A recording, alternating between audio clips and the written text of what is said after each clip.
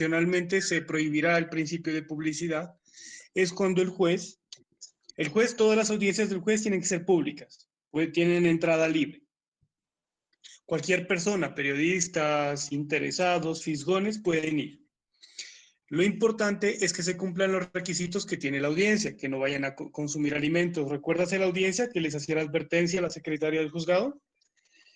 Que no chateen, que no hagan ruido, etcétera. Bueno, ¿qué pasa? Hay asuntos que por su naturaleza o por la complejidad en el medio pueden ocasionar o de alguna manera podrían causar cierto traumatismo en el orden público. Yo citaba el caso del pastor Gámez, cuando lo demandaron laboralmente, pues había personas que lo demandaban, que estaban ahí los testigos, y había personas partidarias de él. ¿Qué ocasionó esto? Pues que el juzgado se llenara de simpatizantes y de detractores. ¿Qué fue lo que ocurrió? Que el juzgado tuvo que remitir ese asunto para que sea solucionado en Cali. Porque el trastorno social que causó esta noticia a nivel regional y local ocasionaba que no se les permitía llevar las audiencias en una debida forma.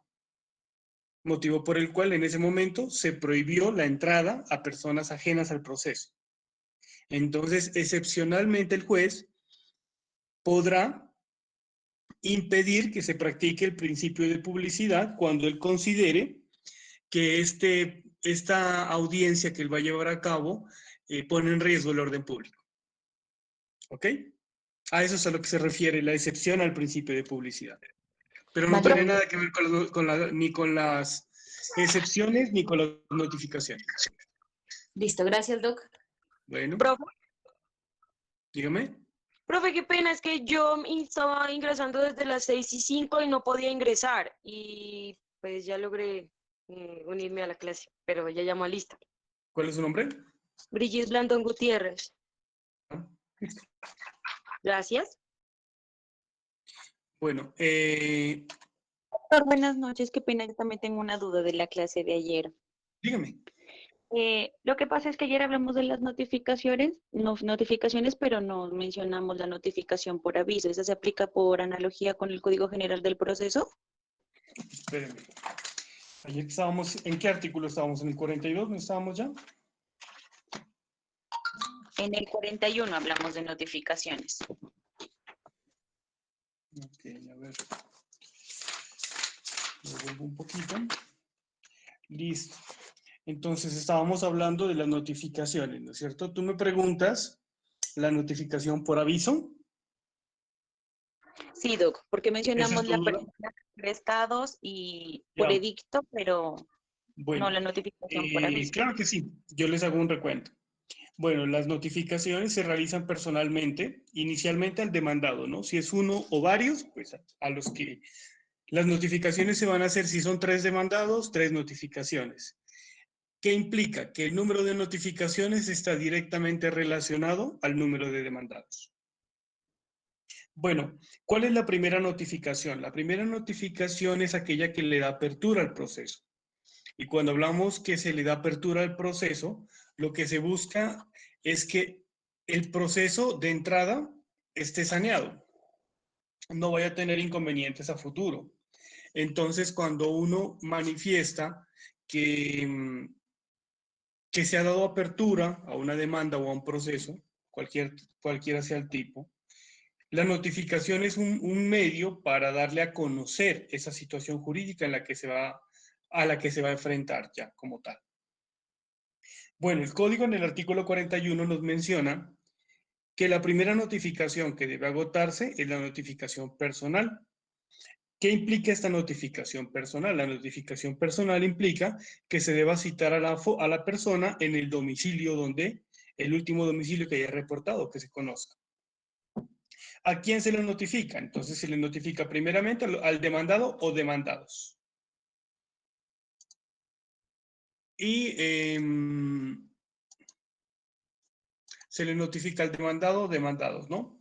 Y esta situación lo que genera es que se le dé un término para responder, para irse a notificar. Cuando el demandado recibe la demanda, valga la redundancia, se va a dar por enterado de que existe esa situación jurídica real, porque ya ha sido admitida la demanda. Partimos de la idea de que la demanda ya ha sido admitida, por eso se permite notificar. La primera también se hace personalmente, la que se hace a los empleados públicos en calidad de tales, los directivos, gerentes, administradores de entidades públicas. Asimismo, la que se haga a los terceros, cuando se ha vinculado un tercero que no conocía cuál era su participación en el proceso, pero que el juez ha determinado llamarlo para que responda. Entonces, a este tercero que en un principio no estaba llamado al proceso, se lo ha vinculado. Y esa vinculación se hace a través de una notificación personal. Bien, la segunda de las notificaciones, dígame. Profe, ¿cuánto Dígame. tiempo tiene para notificarse? ¿Son 8 días? 5 días en el de única instancia y 10 días en el de primera instancia. Ah, perfecto. Bueno, el de primera instancia, pues los términos son más perentorios, ¿no? Más breves. Bueno, ¿qué ocurre luego?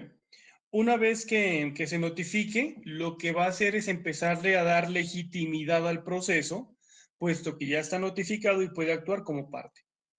Cuando se desconozca el domicilio o la persona se ha mudado de ese domicilio y ya no vive, entonces hay que declarar bajo la gravedad de juramento que se desconoce el domicilio. ¿Para qué? Para que el juez, una vez rendido la declaración y el juramento de que no se conoce el domicilio, le permita nombrar un curador arbitrio. Dígame. ¿Hicieron una pregunta? Bueno. La segunda notificación que se suele dar a nivel procesal, ya en las audiencias, es la notificación por estrados. ¿Qué quiere decir por estrados? En presencia de las partes. Y se hacen notificaciones por estados, en el libro de estados que publican en el juzgado, de actuaciones que sean por fuera de las audiencias. Pero ambas son, por decirlo así, autos o providencias que saca el despacho y que hay que tenerlas en cuenta. Unas se comunican de manera verbal, las otras se hacen por fuera de audiencia. Cuando se comuniquen de manera verbal, en estrados. Y cuando se comuniquen por fuera de audiencia, en estados. Cuando hablamos de estos, de los estados, hablamos también de que algunos permiten generar recursos, ¿no?, en contra de ellos. Pero hay dos tipos de estados. Los estados de sustanciación y los estados o los autos interlocutorios. Cuando hablamos de los autos de sustanciación, hablamos de aquellos autos, valga la redundancia, que ponen fin a una situación, que deciden en derecho y que deciden sobre algún tipo de derecho que se esté reclamando. Cuando hablamos de autos que son interlocutorios, es decir, entre las partes, estamos hablando de unos autos que son de simple trámite. Por ejemplo, el que fija fecha para audiencia de conciliación, el que ordena correr traslado a la parte demandada. O sea, no se puede apelar eso. ¿Por qué? Pues porque ya dio orden y además que solamente es parte del proceso. Es una cuestión de tramitología del proceso. Pero cuando se decide si una prueba es válida, cuando se decide una sentencia donde se declara que el empleador es responsable de ciertas actuaciones y que va a desencadenar una responsabilidad que va a recaer patrimonialmente sobre él, en ese momento como tal, ahí sí se podría estar hablando de el auto de sustanciación, que es el que decide sobre derecho. Aclarado esto, cuando no es posible notificarlo personalmente, se procede a hacer la notificación por aviso. Esta notificación por aviso se hace en la misma dirección, pero lo que conlleva es que adjunto a la notificación va a llevar copia del auto que admite la demanda. Y un ejemplar, se suele aportar un ejemplar de la demanda, a ver si así responde, pero a veces ni así. Entonces, lo que uno tiene que ahí solicitarle al juzgado, para no dar más vueltas, es, ya como tal, solicitar el nombramiento de un curador ad litem. que sería pues para que dé respuesta a la demanda. ¿De dónde se toma el curador ad litem? De la lista de auxiliares de la justicia. Luego vienen las notificaciones que se hacen. Yo había mencionado las notificaciones a las entidades públicas, las notificaciones por edicto, y la última era la notificación por conducta concluyente, que fue la que expliqué cuando dije que la persona, a pesar de no haberse notificado personalmente, sí conocía de la existencia de un proceso y lo da a conocer en un documento posterior en el cual manifiesta que fue demandado en cierta oportunidad. O sea que sí conocía de la existencia de un proceso. Esa es la notificación por conducta concluyente. Bueno, me gustaría, yo había hablado con la doctora Jennifer y habíamos quedado pues con ella en despejar ciertas dudas, ¿no? Sobre todo de mi parte, pues, porque lo de ella ya lo superaron, pues ya lo miraron, pero en el examen final van a salir 10 preguntas de ella y 20 preguntas mías. Entonces me gustaría saber, para señalar, a ver qué dudas tienen al respecto, para poderlas aclarar en este momento, hacerles unas sugerencias y ver si quieren continuar con la temática e incluir otras preguntas o dejaríamos hasta ahí, hasta donde hemos visto, despejando las dudas para que ustedes puedan ir mejor preparados para el final. Ahí sí Profe, lo someto a su consideración. yo quería que vuelva a explicar nuevamente lo del recurso de apelación. No me quedó muy claro ayer. El Profe, recurso de- y yo antes de que pase a recursos, ¿me podría decir cómo se hace la notificación por edicto, por favor? Ya un momentico, espéreme, estoy tomando nota.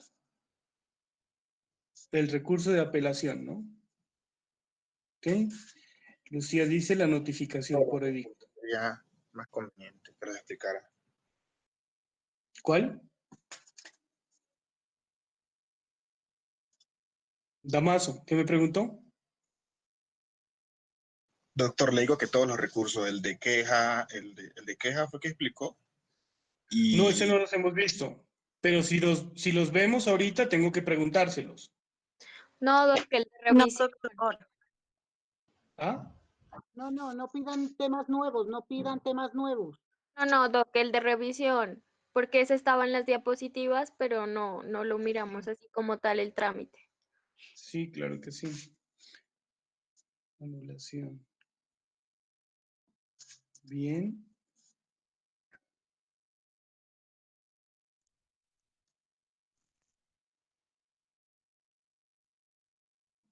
Bueno, entonces voy a explicar básicamente de las preguntas que me han hecho y algunas que me han dirigido también en el chat. Entonces voy a iniciar con el recurso de apelación. ¿Qué es el recurso de apelación? El recurso de apelación se propone contra los autos de sustanciación, que son los autos que deciden. En materia general, o por regla general, la sentencia. Existen unas consecuencias jurídicas al momento de apelar. ¿Cuáles son? Que cuando tú vas a apelar, tú debes señalar aquellos puntos sobre los cuales no te encuentras de acuerdo. Y por ende, si la sentencia tiene 10 numerales y tú solamente apelas y sustentas 7, sobre esos 7 nomás se va a realizar la apelación. Los otros 3 numerales quedarán por fuera. La apelación tiene un límite. ¿Cuál es el límite?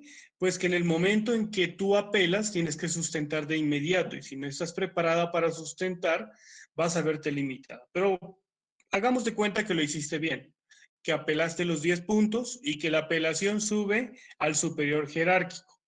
Cuando la apelación sube al superior jerárquico del juez, se hace lo que se llama efecto suspensivo. ¿Qué quiere decir eso? Quiere decir que a pesar de que a mí me condenaron laboralmente, al presentar una apelación de mi parte, no me pueden aplicar la sentencia hasta tanto se resuelva la apelación.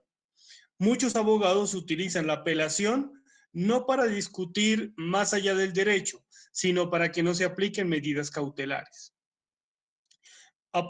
Pues aproximadamente una apelación se está demorando entre 3 a 6 meses en un tribunal. Entonces, a pesar de que resulté condenado, se fue al tribunal en apelación y hasta que el tribunal no resuelva, no me pueden aplicar la sentencia. Motivo por el cual muchos abogados acuden a la apelación para que en ese tiempo en el cual se demora el tribunal en resolver, el cliente se insolvente totalmente. Así, cuando el tribunal confirme la decisión y profiera, pues, confirme la condena, lo que va a continuar a la condena es un proceso ejecutivo laboral. Pero cuando ya vas a iniciar el proceso ejecutivo laboral, encuentras que desafortunadamente ya no tiene bienes. Eso es lo que comúnmente pasa. Y básicamente los recursos de apelación ya como tal se encuentran dentro del código. Cuando tú vas a ver los recursos, ya son las actuaciones del juez. Vamos a ver los recursos. Bien. Me voy a adelantar porque tú me estás preguntando algo puntual y quiero que quede claro. El artículo 65 del Código de Procedimiento Laboral nos habla de la apelación y nos menciona lo siguiente. Nos dice qué tipo de actuaciones del juez son apelables. La primera, el que rechace la demanda o la reforma de la demanda cuando te ordenen para darla por contestada. La segunda, el que rechaza la presentación de una de las partes, la representación de una de las partes o la intervención de terceros. El que decida sobre excepciones previas es apelable. El que niegue el decreto o la práctica de una prueba que tú consideras necesaria y el juez te la niega, ese es apelable. El que deniegue el trámite de un incidente o el que lo decida, un incidente de nulidad, no se notificó en debida forma, el juez hace caso omiso y continúa con el proceso, eso es apelable. El que decida sobre nulidades procesales, es apelable también. El que ponga fin, ¿no? El que decida, la decisión del juez, ese también es apelable. El que decida sobre medidas cautelares, solicito el embargo y secuestro de una camioneta, y el juez me dice no es procedente, entonces ese auto también, esa decisión de no, es apelable. El que decida sobre el mandamiento de pago, es apelable. El que resuelva las excepciones en el proceso ejecutivo, es apelable también. Y el que resuelva sobre la liquidación de crédito en un proceso ejecutivo, también es apelable en el dado caso de que la liquidación no se ajuste a derecho.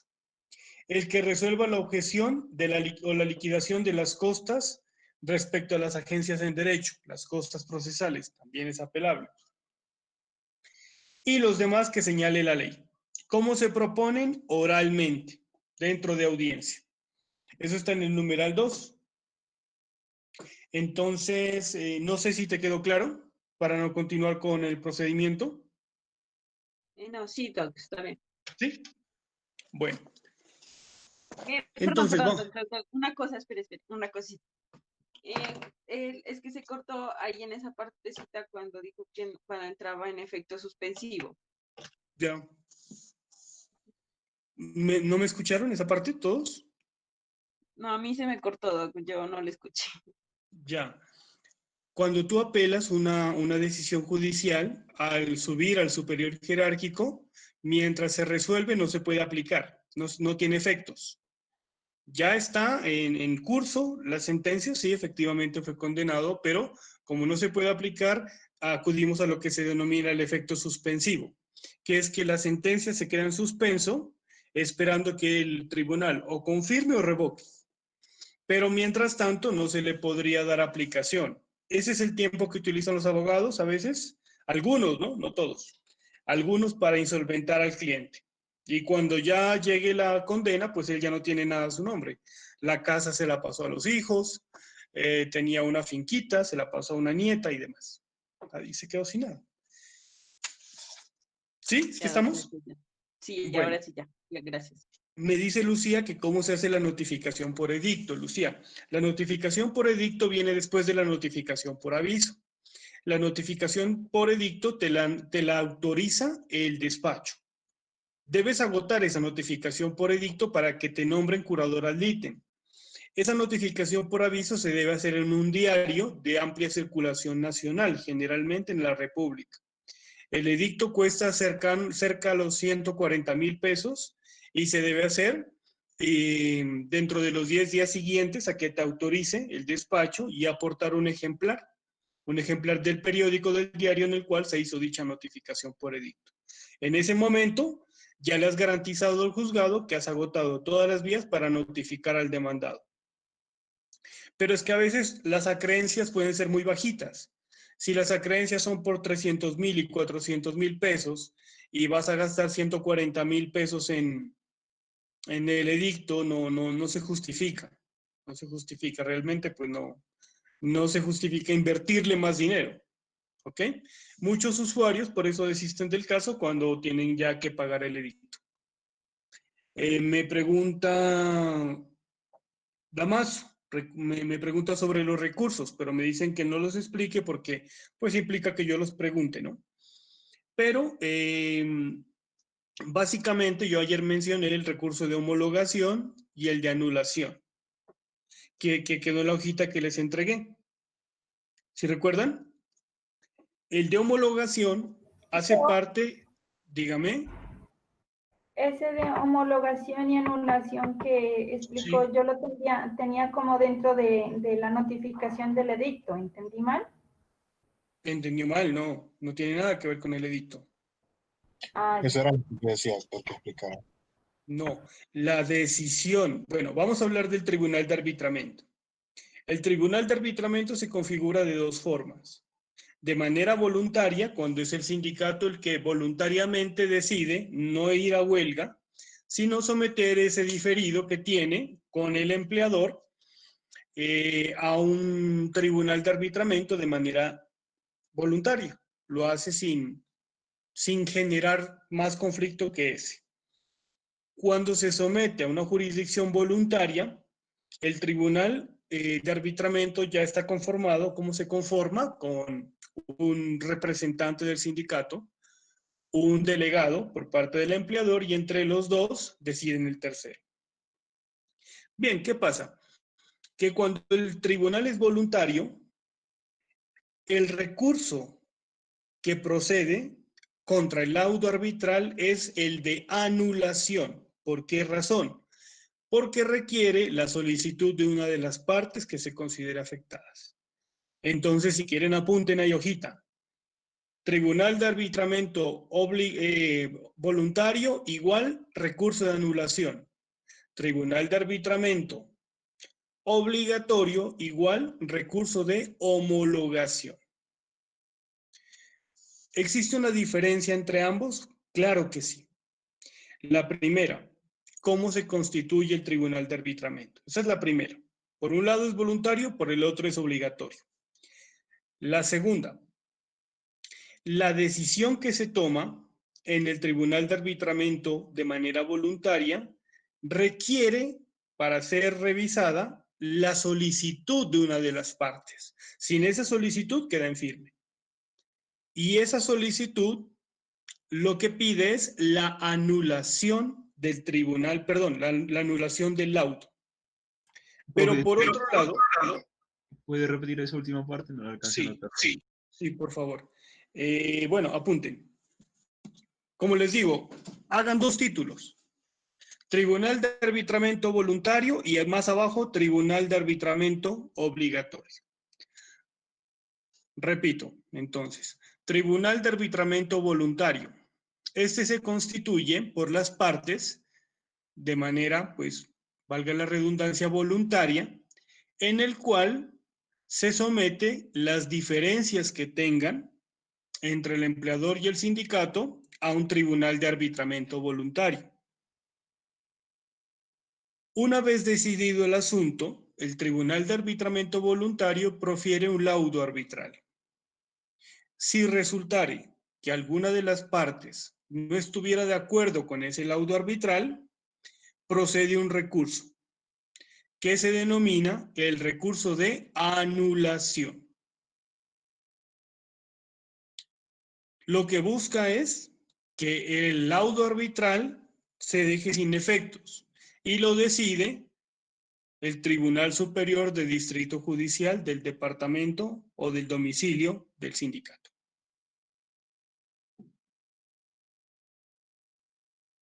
Por otro lado, el tribunal de arbitramiento obligatorio se configura cuando la huelga ha excedido sus límites y ha tenido que intervenir el Ministerio del Trabajo a fin de imponer un tribunal de arbitramiento obligatorio. Asimismo, procede cuando las entidades que pretendan realizar cese de actividades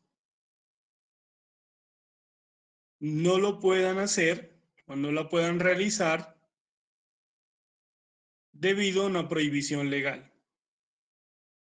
Ejemplo, las entidades de servicios públicos, las entidades de salud, las entidades de beneficencia o de saneamiento básico y demás.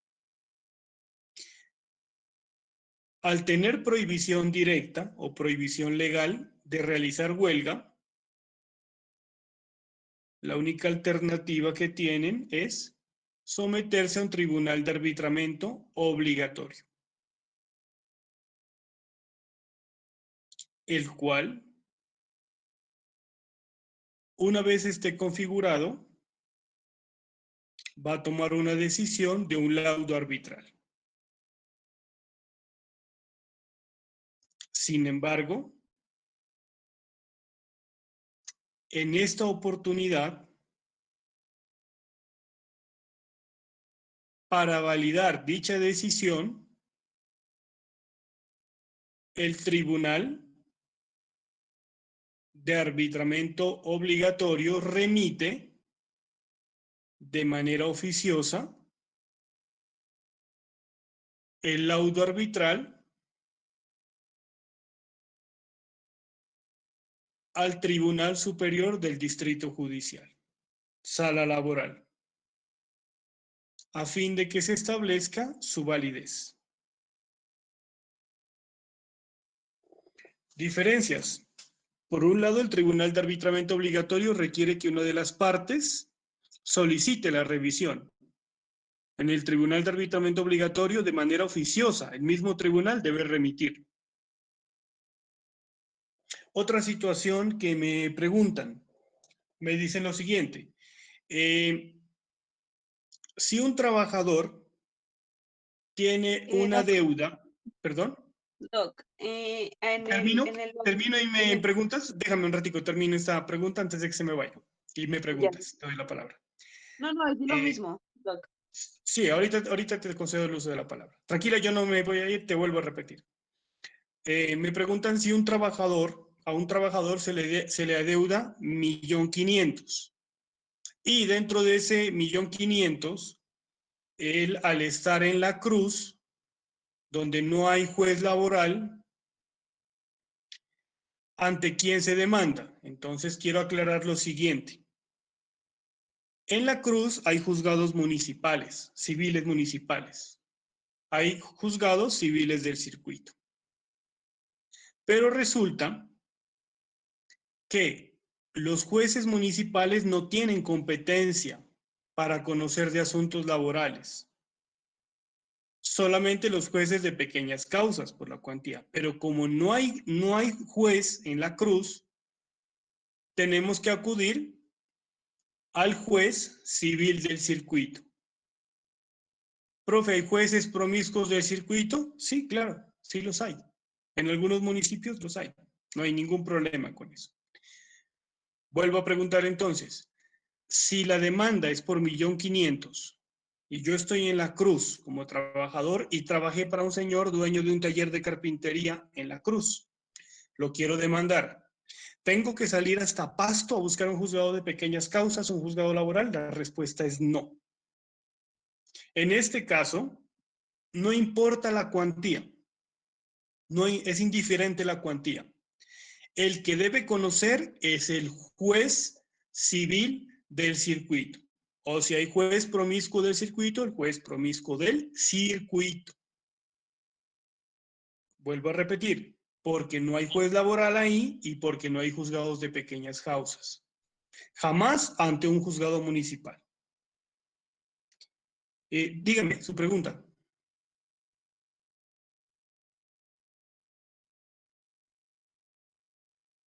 Ah, sí, Doc. Qué pena. En el obligatorio también es el recurso de anulación, No, homologación. homologación. Ah, ya, gracias, Doc. Esa es Eso la es. diferencia. Homologación. Y en el voluntario, anulación. ¿Sí? ¿Sí estamos? Sí, Doc, gracias. Bueno. Otra de las preguntas habituales que suelen hacer es la relacionada con la reclamación administrativa que me están haciendo ahorita, que cuándo procede la reclamación administrativa. Ya lo había mencionado en el código. Cuando se vaya a demandar a la nación, departamentos, municipios, entidades territoriales, Corpo Nariño y demás, y en general cualquier entidad que pertenezca al Estado, es obligatorio, tanto si se es empleado público como si se es trabajador oficial, adelantar la reclamación administrativa.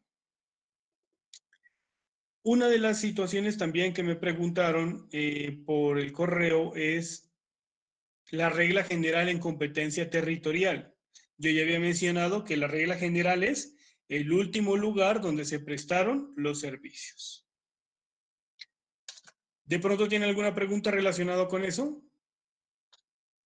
Sí, Doc, yo tenía una pregunta respecto a la reclamación administrativa. ¿El efecto jurídico que tiene con la prescripción es de suspensión e interrupción o solamente interrupción? Suspende e interrumpe, que es prácticamente lo mismo, ¿no? ¿Por qué? Porque como yo les mencioné en las diapositivas, ¿miraron la sentencia?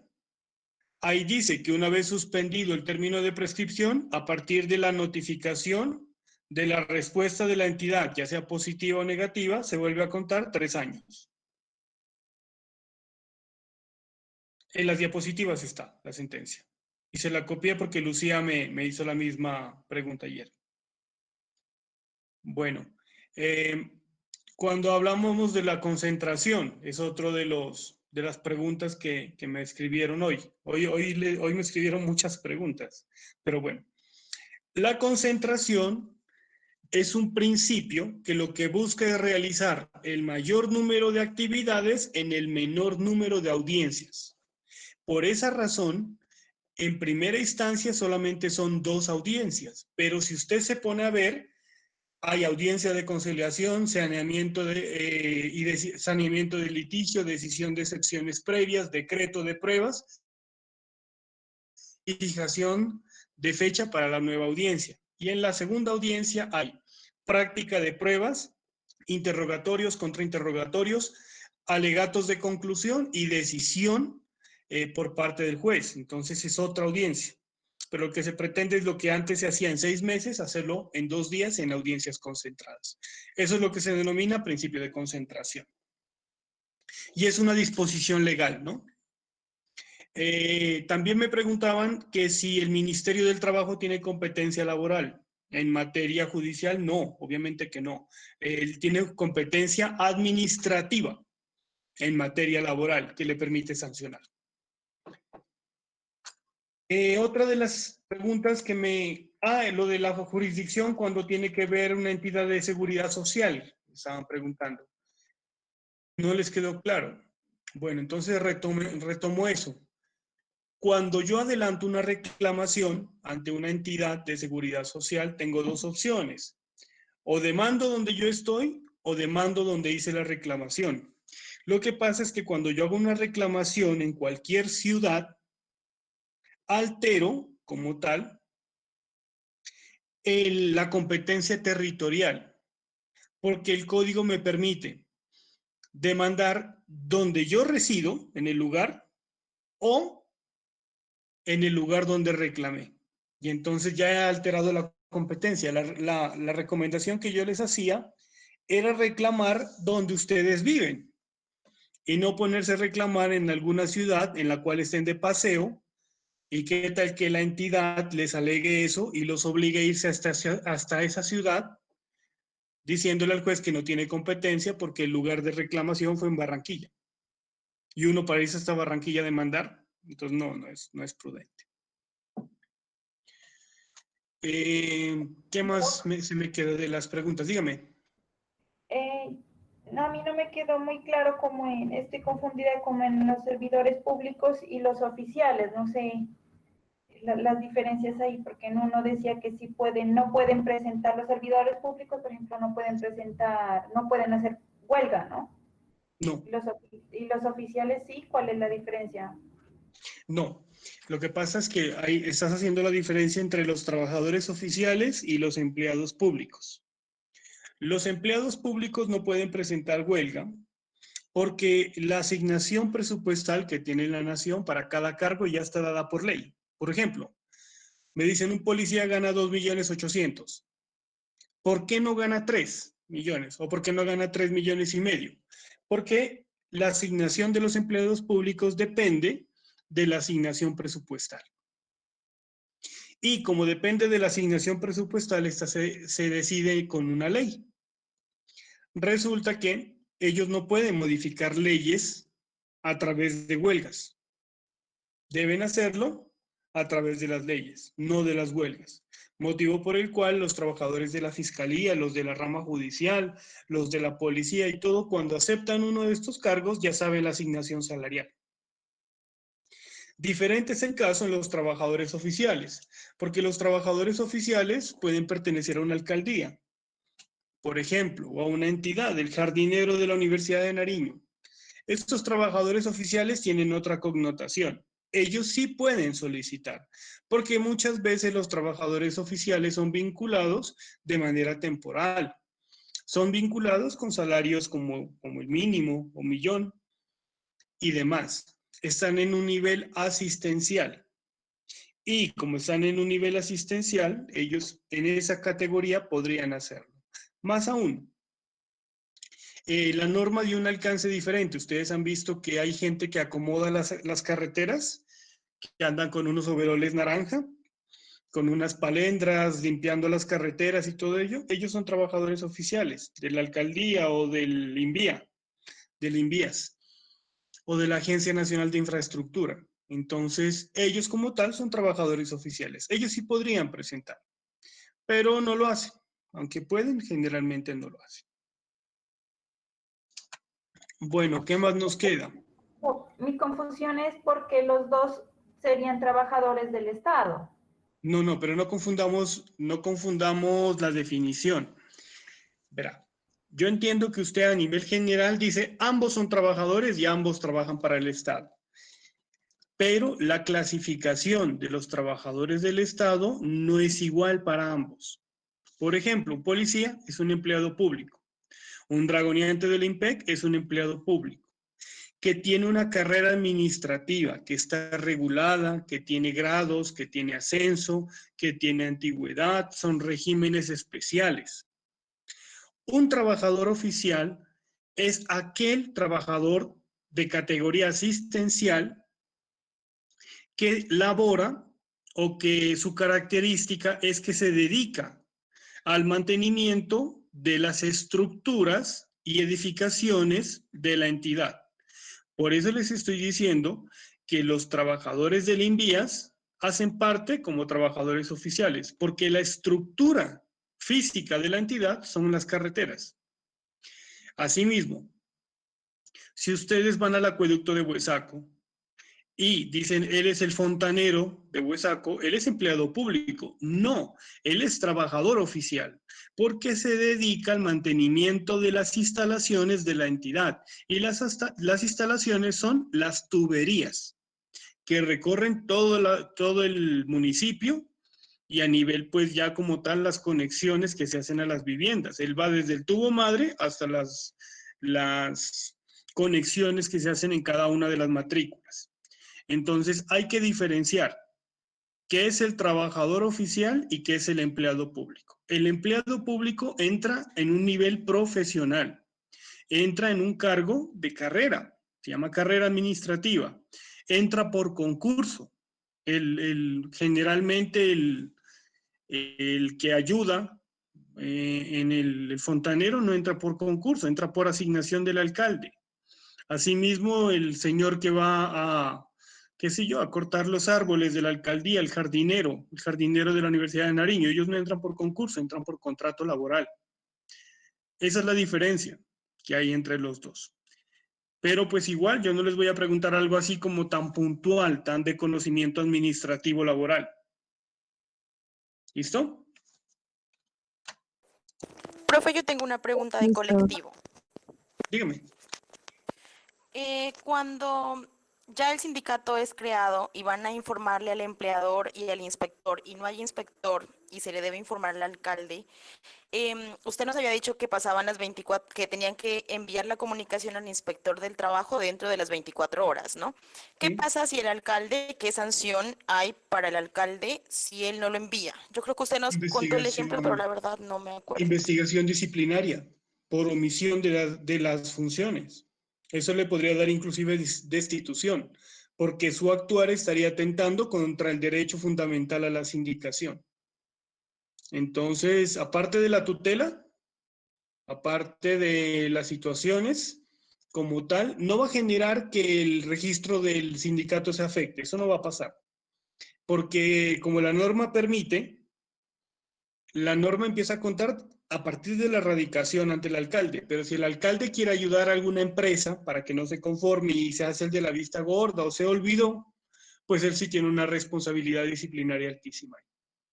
La sanción la fijaría la Procuraduría y sería por omisión, ¿no? Omisión de funciones administrativas.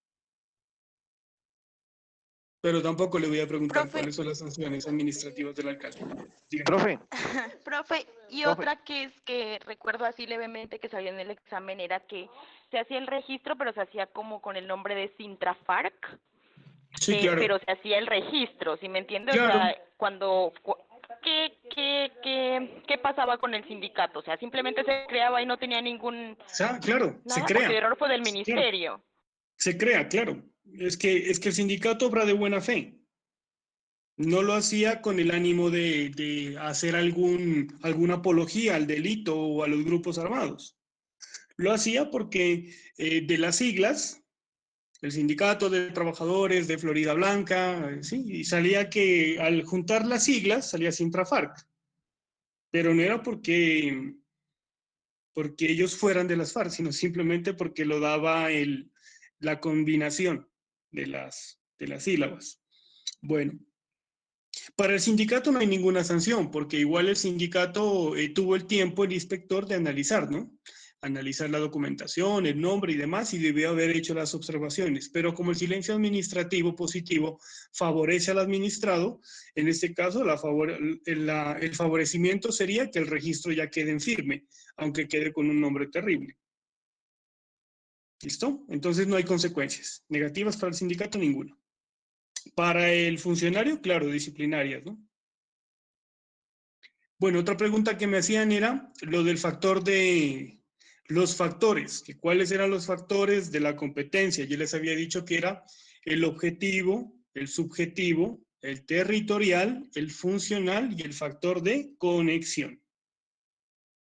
Vuelvo a repetir, el objetivo, el subjetivo, el territorial, el funcional y el factor de conexión. Eso lo dije ayer y está en la grabación. ¿Qué más me preguntaron así ya, de la vinculación? Me hacían una pregunta interesante, que ahorita que estamos en pandemia, nosotros somos teletrabajadores, estamos haciendo teletrabajo. Bueno, entonces, si llegara a ocurrir un accidente laboral, por ejemplo, estando yo en mi casa, ¿ese accidente es de origen común o es de origen laboral? Pues es una pregunta, pues me imagino que tenían que trasladársela a la doctora Jennifer, pero me la hicieron a mí. Este accidente sería de origen laboral, porque yo estoy en teletrabajo por disposición de la universidad. Aunado a lo anterior, ¿quién conocería? Pues los que conocerían sería la jurisdicción ordinaria laboral, porque si la ARL no me quiere responder, tengo que demandar. Y la jurisdicción para demandar es la jurisdicción ordinaria laboral y de seguridad social. ¿Listo? Bueno, otra pregunta era, ¿para qué adelanto la reclamación administrativa? O sea, ¿por qué no entro directamente a la demanda? Hay que aclarar que cuando se crea esta figura de la reclamación administrativa, se crea con el ánimo de que la administración pública se autogestione y se autoevalúe. ¿Qué es lo que busca? Quiere que el Estado enmiende su propio error, si es que ha incurrido en un error. Y a través de la reclamación administrativa se le permite ver el error, porque ahí se moviliza un aparato dentro de cualquier entidad pública que va a obligar a que se estudie la situación de ese trabajador en particular, de ese empleado público. Si no hubiera la reclamación administrativa, pues no habría manera, por lo menos, de agotar esa posibilidad de que la administración evalúe y estudie si es cierto lo que está diciendo o no y aporte o no aporte la documentación. Por ende, la reclamación administrativa lo que permite es que el Estado enmiende sus propios errores y dé respuesta al trabajador o al servidor público. Doctor, qué pena. Dígame. De las que me acuerdo, esas.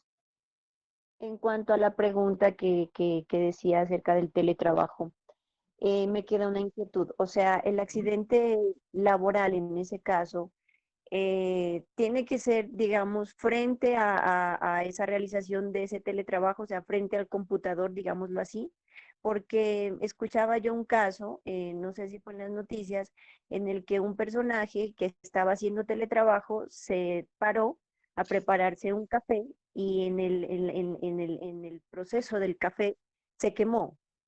Entonces el interrogante era, le preguntaban a un especialista que si ese se podía representar como accidente laboral.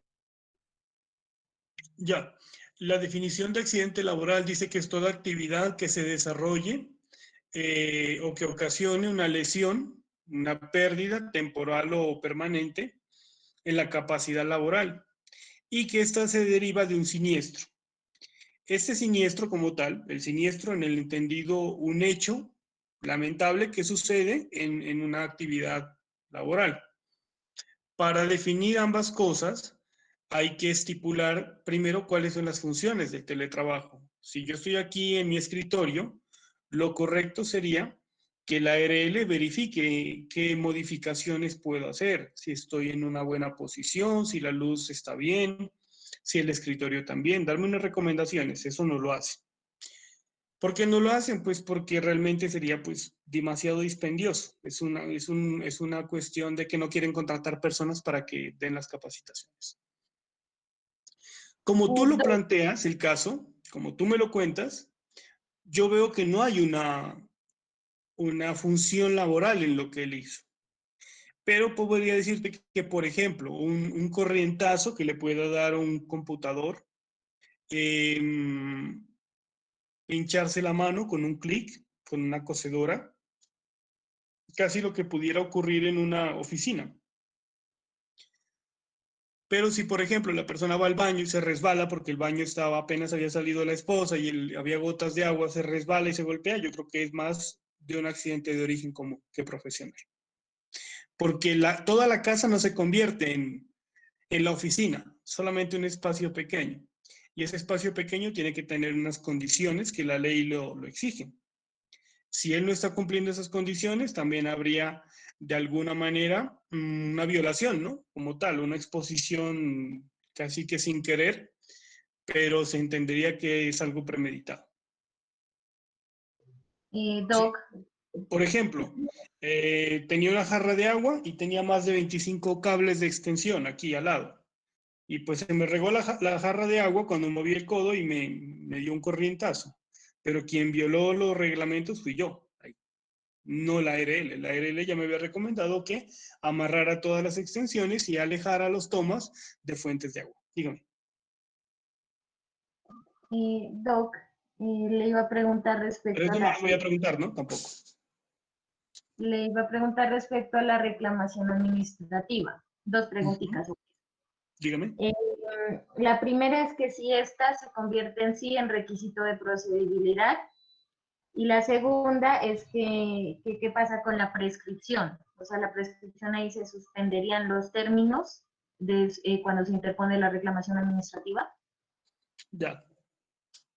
Bueno, la competencia nos dice que cuando se traten de procesos contra la nación, departamentos, municipios y entidades territoriales, es requisito de procedibilidad por la calidad del demandado, que es el Estado. En ese momento es requisito de procedibilidad. Por eso se dice que la reclamación administrativa es la oportunidad del Estado de enmendar sus errores o aquellas faltas que esté cometiendo o injusticias en contra de un trabajador o un empleado público. Bueno, lo segundo, con respecto a la prescripción, es claro que la suspende, ¿sí? La suspende y se vuelve a contar el término. Ejemplo, trabajé para la alcaldía hace 2 años y medio. Hoy consulté con la doctora Liliana y me dice la doctora Liliana Garcés que adelantemos la reclamación administrativa para ver si el alcalde, que es amigo o es conocido o es buena gente, de pronto me concede lo que me están adeudando por cesantías y demás. Hacemos la reclamación administrativa y la pregunta es, si se suspende, profe, cuando ya le dé la respuesta al alcalde, de inmediato se sigue contando los 6 meses que faltaban y si le da respuesta a los 2 meses, pues ya le quedarían solamente 4 para adelantar la demanda. No, no es así. Para la Corte Suprema de Justicia y para la Corte Constitucional se debe entender la figura de la reclamación administrativa de la siguiente manera. Suspende la prescripción que estaba en curso. La suspende. Cuando la entidad te da respuesta y te dice no, no le vamos a conceder porque consideramos que usted es un contratista. A partir del momento en que te da respuesta, tú tienes 3 años para demandar. O sea que, profe, en la práctica podrían pasar desde que salió usted de la alcaldía hasta que se demande más de 4 años, ¿sí? Más de 5, sí, pueden pasar de corrido. ¿Sí? Lo único que te exige es que se interrumpe la prescripción y se vuelve a contar por una única vez. No es que cuando faltando 15 días para que se acabe nuevamente el término, volver a hacer otra reclamación administrativa para que se hagan 7, 9 o 10 años. Ahí ya no opera. Opera por una única vez. Doc, y si no contestan, ¿cuál es el término? Entonces, 30 días. Tienen 30 días calendario para responder y si no contestan, se entiende que la respuesta ha sido negativa. Pero ya cuentas con 3 años más para demandar. listo, Doc. Doc, y para hacerle una recomendación, lo que pasa es que hay unas preguntas que se están escribiendo por el chat para ver si después de solucionar las que usted tiene, pues las puede resolver. Por favor. A ver, las voy a mirar ahorita. Dice, ¿en qué consiste la reclamación administrativa y cuáles son sus términos? Ya lo respondí. ¿En los procesos de única instancia la contestación de la demanda se realiza en forma verbal? Sí. Pero puedes ir a leer, ¿no? O sea, puedes llevarla escrita y verbalizarla en la audiencia. Doctor, ¿qué horas tiene? Las 7 y 7. Doctor, ¿sería tan amable de decirnos qué artículos en concreto van a ser objeto? No. No, Laura. Todo lo que he dictado. ¿Cómo te digo qué artículos para que tú digas, ah, no, como usted me dijo que de este artículo a este artículo y se le ocurrió a usted atreverse a preguntarme algo diferente, entonces me opongo. No, Laura, para mí entra todo. ¿Listo? ¿El juez puede decretar pruebas de oficio en un proceso laboral? Claro, para esclarecer asuntos. Natalie me pregunta, doctor, ¿puede volver a explicar lo de extensión por acto gubernamental? Sí, claro. La extensión por acto gubernamental es una disposición que es una figura que se creó para tratar de hacer extensivas convenciones colectivas a empresas de una sola región o de un mismo sector industrial. En Popayán, cuando hubo el terremoto, yo les comenté que ahí fue cuando se dio inicio a esta normativa y lo que se dice es que cuando haya convenciones colectivas en una empresa, por ejemplo, de pañales, que es lo que más hay allá. cuando haya una convención colectiva en esas empresas de pañales, en una de las empresas lograron hacer una convención muy buena. Y resulta que hay otros sindicatos que no tienen aún una convención colectiva, pero que son de la misma rama industrial. El hecho de estar en Popayán y en el Cauca hace aplicación a esta extensión por acto gubernamental. ¿Sí? Entonces, ¿qué va a hacer el Estado? El Estado le permite a esos sindicatos que puedan traer esa convención colectiva y aplicarla dentro de su empresa. ¿De qué va a depender? De que el sindicato, primero, sea del mismo tipo, que es un sindicato de base. Segundo, que a la empresa que se la van a aplicar sea del mismo tipo de industria, una fábrica de pañales. Y en consecuencia quedaría, si hay 5 empresas que se dedican a la fabricación de pañales y hay 5 sindicatos, los 5 quedarían con esa misma convención colectiva. Ese es el acto de convención colectiva por acto gubernamental. Perdón, la extensión colectiva por acto gubernamental. Esas son las que me están haciendo. O sea que se le impone al trabajador cuando uno ya... Y es igual... Al empleador. Ay, sí, perdón. Y es igual, para yo acogerme como sindicato a la convención del otro, ¿tengo que mandar petición de me acojo o qué? ¿Cómo es el proceso? Sí, claro. En el momento, pues los que primero se adueñan de esa convención colectiva son el sindicato, ¿no es cierto? Ese sindicato dice, mire, ¿para qué vamos a hacer una convención colectiva si el sindicato de Productos Familia tiene una maravillosa? Traigámosla acá y copiémosla. O solicitemos la extensión por acto gubernamental, que lo pueden hacer. Prospera. El Ministerio del Trabajo les dice que sí, que efectivamente ahí aplica extensión por acto gubernamental. Y en el momento que ellos se benefician, hay unos trabajadores que no pertenecen al sindicato, pero que se enteraron hace poco de esa situación tan buena. Entonces ellos, para beneficiarse, tienen que solicitarle a ese sindicato que les haga extensiva la convención colectiva, y con el simple hecho de hacer la solicitud y cancelar la cuota sindical, se pueden hacer. ¿Listo?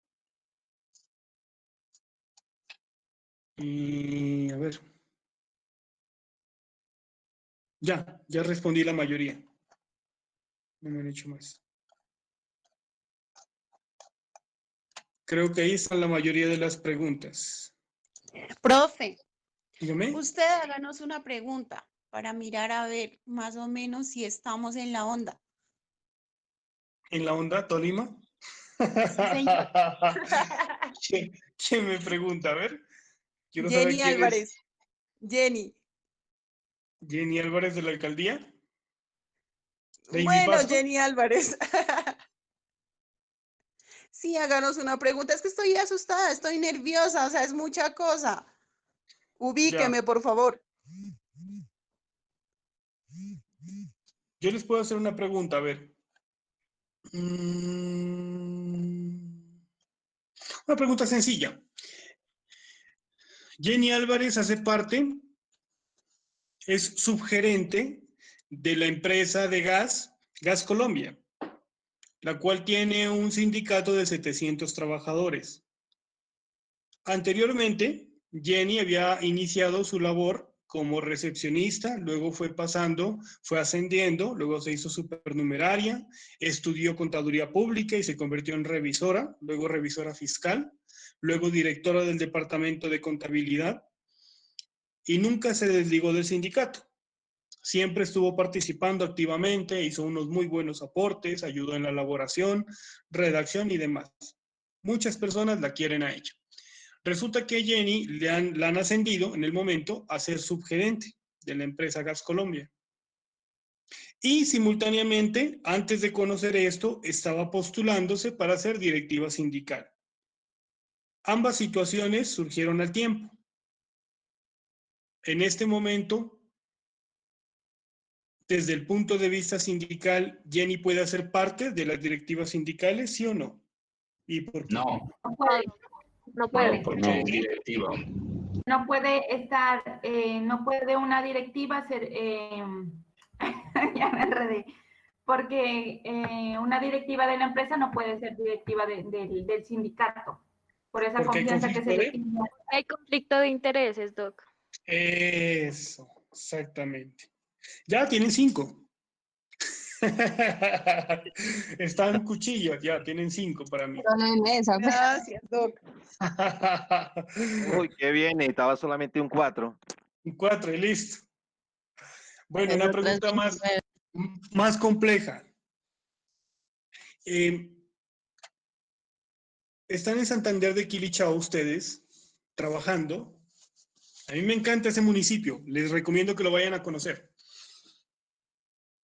Resulta que pertenecen a una empresa, a Carvajal, y esta empresa produce papel, muchísimas sobres de papel, talonarios, productos de oficina, lápices, borradores, colores norma, todo lo que ustedes imaginen de productos de papelería. Resulta que la planta de personal está compuesta por 2.700 personas. Algunos se dedican solamente a lo que es papel, otros se dedican a lo que son colores, reglas y demás. Aparte, pues que hay, ¿no? Contadores, distribuidores, conductores. Y en este sindicato, perdón, en esta empresa, se crean 2 sindicatos. Un sindicato mayoritario, que es un sindicato un poco excluyente, que tiene unas políticas y que las personas son en su gran mayoría los primeros y son mayores. Son personas que personalmente o mentalmente son bastante cerrados a cualquier observación o a cualquier tipo de controversia. Entonces, las personas más jóvenes deciden hacer o crear un nuevo sindicato. Al crear este nuevo sindicato, pues ellos se van a ver en una situación donde entren en conflicto las dos partes. Por una parte, pues va a estar ese sindicato mayoritario, no facilitando los momentos, de alguna manera también generando cierta presión para que mejor se asocien al de ellos o desaparezca. Esta situación pues ya ha sido bastante incómoda. Y resulta que entonces el sindicato mayoritario acude al Ministerio del Trabajo para que les prohíba a ellos generar un nuevo sindicato, toda vez que dentro de la empresa ya existe un sindicato de empresa y es un sindicato mayoritario. ¿Es legal lo que están haciendo? ¿Se puede hacer? ¿No se puede hacer? ¿Qué derecho fundamental se estaría afectando si no se podría hacer? No se puede, Doc. No se puede, dice Lucy Torres. ¿Por qué? Violación al derecho al sindical. Exactamente. No se puede porque estaría violando el derecho a la sindicación. Pero, profe, es un sindicato que agrupa a 1.200 trabajadores y el otro apenas tiene 70. No importa. No quieren pertenecer, no se sienten identificados con la otra parte y quieren crear su propio sindicato. Entonces no se les puede prohibir ese derecho que ellos tienen porque es un derecho fundamental. ¿Y por qué es un derecho fundamental? Porque es un derecho que la Corte Internacional y la Corte Interamericana de Derechos y la OIT han establecido como un derecho humano. El derecho a la sindicación es un derecho humano, igual que el derecho al trabajo, el derecho a la dignidad, al buen nombre y demás. Y en Colombia no se ha tomado como un derecho humano, sino como un derecho colectivo. Y cuando se toma como un derecho colectivo, se entiende que su protección no es tan fundamental, sino cuando se le viola a uno de los trabajadores. Pero si se entiende de manera como un derecho humano, sí se podría adelantar cualquier reclamación. Entonces la respuesta es no, a pesar de que sea un sindicato, no le puede prohibir a otro sindicato pequeño que cree sus políticas, sus estatutos y demás. Jacinto dice que así sí le gustan las pruebas, que así no se queja. Bueno, muchachos, de mi parte, pues, si no es más, agradecerles. No les voy a dar clase hoy porque me implicaría hacer más preguntas. Pero lo dejo a su disposición. Si quieren, continuamos e incluimos unas 5 o 6 preguntas más. No, doctor, ahí nomás, gracias. Y suave, No, nomás el profe, sábado. gracias, así estamos bien. Bueno, quiero que hagan el compromiso de escuchar los que no estuvieron en clase, que estaban viendo Netflix, estudien, ahí están las grabaciones, aprovechen las grabaciones, vuelvan a repetirlas, estudien del código, Estudien lo de la doctora Jennifer, también tiene las grabaciones. Ella creo que ya remitió al programa las preguntas, porque ella ya miró la gran mayoría de temática. Espero que me les vaya muy bien. Quiero aclararles que esta colaboración que yo he prestado de ninguna manera es remunerada. Esto es una colaboración al programa, porque por ahí algún estudiante me decía que a nosotros nos pagaban por esto, o sea, que era un pago extra, y no, realmente no, muchachos. Esto es ad honorem, ¿sí? Por amor a la academia. Si de pronto he estado serio con ustedes o enojado, es porque realmente he estado cansado. Entiendan que yo tengo ahorita 700 casos de consultorios. No me justifico, pero también me canso. Es difícil pasar hasta las 10 de la noche y levantarse a las 7:30 de la mañana, atender estudiantes, revisar autos, demandas, estar todo el día en eso y aparte estar en el curso. Pero yo lo hago con mucho cariño. Ese es mi compromiso con ustedes. Yo a varios los he tenido de estudiantes. Saben que mi talante es así, es ser serio, pero no soy mala persona. No me considero una mala persona. De todas maneras, yo quiero que a todos me les vaya bien. Ustedes van a ser mis futuros colegas. Y el día de mañana nos vamos a encontrar en una especialización, ya como compañeros, ¿sí? Haciendo trabajos y talleres juntos y en la lucha, y siendo colegas. Y eso es lo que yo quiero, tener unos colegas muy buenos estudiantes, muy entregados al derecho y llenos de amor por esta profesión, porque para mí esta profesión, igual que la medicina, igual que muchas profesiones de importancia, también salvan vidas. Los abogados también podemos aportar nuestro granito de arena en la paz, nuestro grano de arena en la justicia, en los cambios sociales y en la defensa de derechos fundamentales de los más débiles, de los más necesitados. Y tengan plena seguridad de que la vida les va a sonreír si ustedes son juiciosos, si ustedes trabajan fuerte, si ustedes no dan su brazo a torcer ante la postergación, la debilidad, la pereza, sino que continúen. Y yo espero que continúen todos, todos. Con quienes he tenido de pronto más amistad, pues igual, para mí siempre van a ser personas que van a estar en mi historia laboral, en el SESMA, en mi historia como profesional, como haberles dado esa formación. Y mis futuros colegas, pues bienvenidos al mundo de derecho y espero que el sábado me les vaya muy bien, que se abstengan de ayudas, porque no creo que el examen vaya a estar difícil, no está, en mi concepto, no está difícil.